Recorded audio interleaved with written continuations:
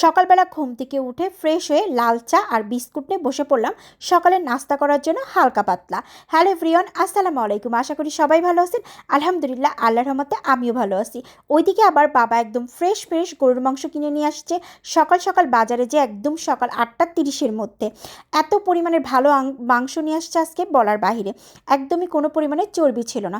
তো আম্মু এই মাংস দিয়ে আজকে আমাদের সবার জন্য তেহেরি রান্না করবে। এই জন্য একটু মাংসের সাইজগুলো একটু ছোট ছোট করে নিয়ে নিছে।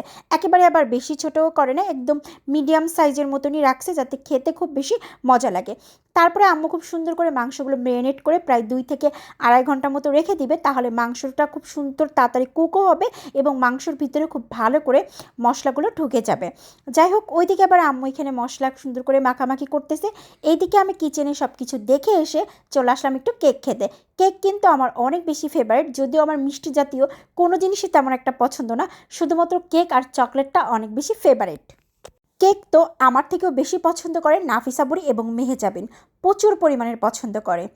এক কথায় বাসায় 1 পাউন্ড একটা কেক আনলে সেটা নাফিসা বুড়ি আর মেহেজাবিনই ফিনিশ করতে পারে খুব ভালো করে।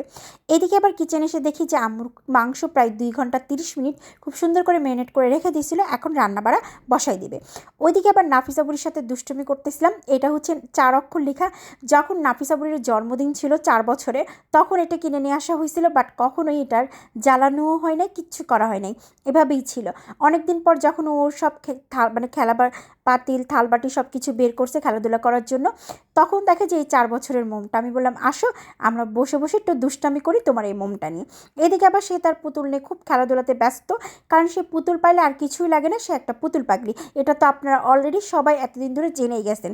তারপরে এসে দেখে আম্মু খুব সুন্দর করে মাংসটা কষায় নিচ্ছে। তারপরে কষানো কমপ্লিট হয়ে গেলে এর ভিতরে দিয়ে দেবে চালটা।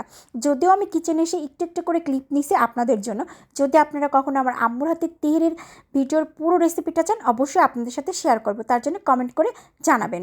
আচ্ছা, কার কার তেহারি পছন্দ এটাও কিন্তু কমেন্ট করতে ভুলবেন না, আমার কিন্তু খুব বেশি পছন্দ।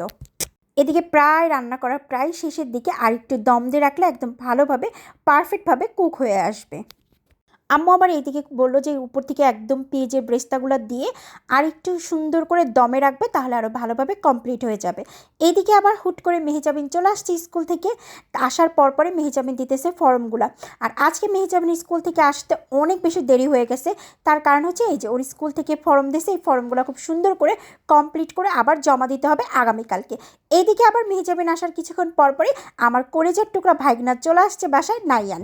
তো নাইয়ানকে জিজ্ঞাসা করলাম যে তোমার কি মনের ভিতরে খুব আনন্দ? সে বলতেছে অনেক আনন্দ, এই জন্য আজকে আমি পাঞ্জাবি পরে আসছি। আর সে একটু আমাকে আবার নাচ করেও দেখাচ্ছে। এইদিকে আবার রান্নাবাড়া কমপ্লিট হয়ে যাওয়ার পরই তাদের দুজনকে খাওয়া দাওয়া করতে বসাই দিলাম। সে তো খুব খুশি, কারণ তার মোজো আর কোক পাইলে আর কোনো কিছু লাগে না। যদিও আমি তাকে অনেক সুন্দর করে বুঝাইছি যে বাবা, মোজো আর কোক এত বেশি খেতে হয় না, বাট তার ফেভারিট এই জিনিসটা।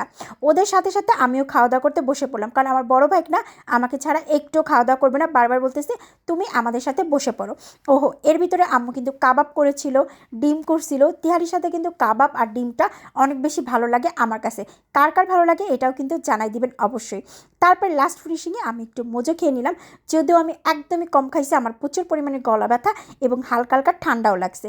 তারপরে খাওয়া দাওয়া কমপ্লিট করার পরই তারা দুইজনে শুয়ে শুয়ে খুব লক্ষ্মী দুটা বাচ্চা এখানে মাশা কার্টুন দেখতেছিল, কারণ মাশা কার্টুনটা তাদের দুজনের সব থেকে ফেভারিট কার্টুন। এই ছিল আমার সারা দিন ওদেরকে নিয়ে আজকে আনন্দটা। আর আজকে সারাদিন এত পরিমাণের আনন্দ করছি যেটা আসলে বলে প্রকাশ করতে পারবো না, কারণ বাচ্চাদের সাথে থাকলে তখন মাঝে মাঝে নিজেও বাচ্চা হয়ে যায়। ওদের সাথে বসে বসে আমিও বেশ অনেকক্ষণ ধরে বসে খেলাধুলা করি ওদের সাথে। আর যখন নাইয়ান থাকে তখন তো আমার পরিপূর্ণভাবে আরও বেশি খেলাধুলাটা বেড়ে যায়। সবাই ভালো থাকবেন। এই ছিল আজকে আমার সারাদিনের টুকটাক ব্লগ। আল্লাহ হাফেজ। অবশ্যই লাইক কমেন্ট শেয়ার করে সবসময় পাশে থাকবেন। আপনাদের সবাইকে অসংখ্য ধন্যবাদ।